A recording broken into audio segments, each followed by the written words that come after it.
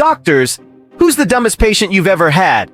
I thought this only happened in TV shows, but one of my sister's friends is a doctor and told us about a teenage girl that came to the ER with abdominal pain. Yes, this is going where you think it's going.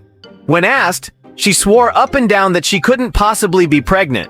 They ran the usual tests, and wouldn't you know it, the girl was pregnant. She could not believe it. Total denial. But she did not deny having sex with her boyfriend. So the doctor, my sister's friend, asked her what birth control they used. Apples. She ate an apple after having sex with him.